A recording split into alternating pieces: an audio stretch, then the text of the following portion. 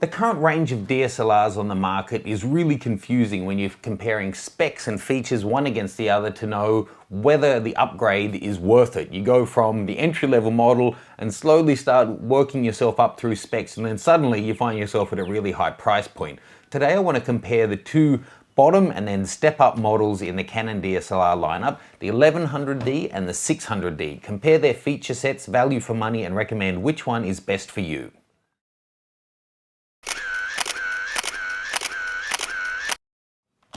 So I've done basic introductions on both of these cameras. You can see the links that are there, and they're both good performers, and I think they're both good value for money. But there is significant difference, not just in terms of handling, but in terms of layout and features between these guys, which is a surprisingly large difference considering that they're not that far apart in terms of price in the market.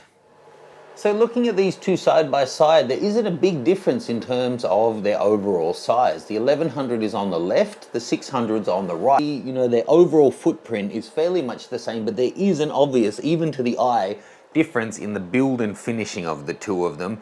The 600D has a matte finish.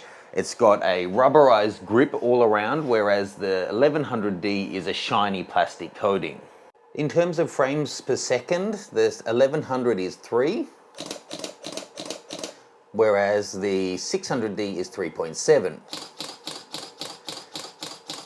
Close enough to 4, so it is a noticeable difference in terms of how much you can catch for medium pace subjects. In terms of specs, 12 megapixel versus 18, 720 video versus 1080 video. This guy doesn't have a self-cleaning sensor, whereas the 600D does have a self-cleaning sensor.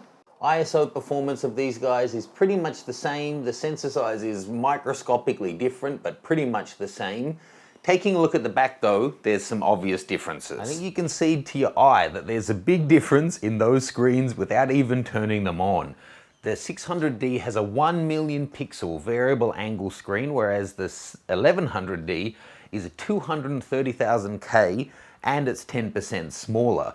Looking at the buttons though, I really like the bigger button layout that the 1100D. Of course, this guy has less room for buttons because of that big screen and the joint. But I do enjoy these large buttons giving you easier access, especially if you got big old fingers like I do.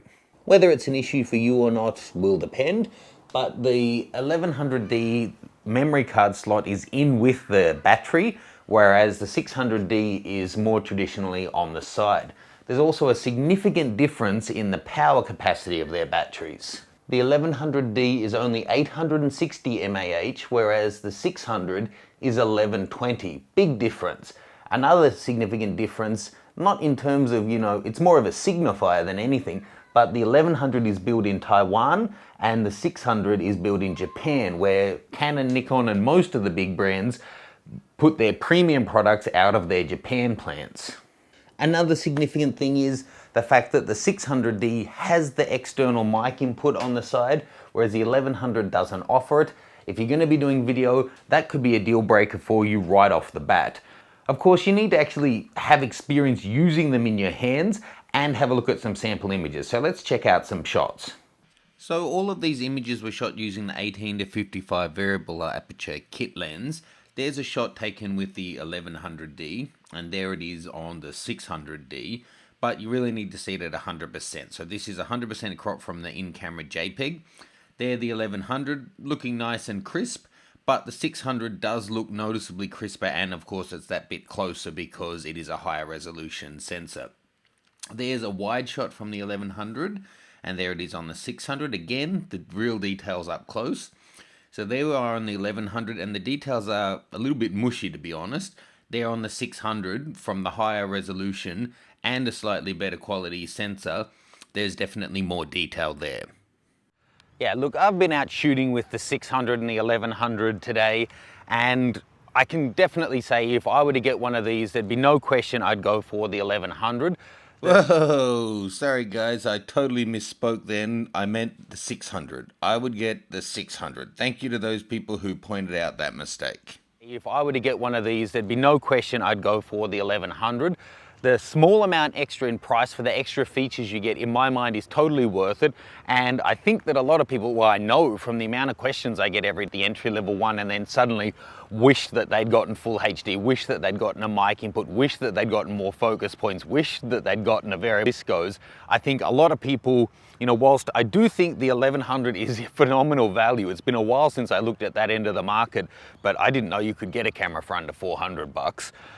The 600D offers so much more for not that much more money. The button layout aside, I think the ergonomics for, you know, someone if you've got bigger hands is gonna really suit you better. And the combination of all the extra features make it worthwhile. I don't think there's a huge difference in image quality, but the performance and the experience of actually using the two cameras is reasonably different. As I said, I do love the button layout on the 1100, but you know, if you can afford the extra 10 or 15 or 20%, whatever it is in your country, to get the 600D, I definitely think it's a worthwhile upgrade over the 1100. So there you go. Please click to like and subscribe, leave me any questions or comments, and I'll see you again soon. Be sure to get your gear out. Hi guys, you might like to also check out some of my other videos. There's the Canon 1DX versus the Nikon D4, a 4-way 70-200 showdown, the new Canon 24-70 version 2 versus the original, and then the Nikon Holy Trinity.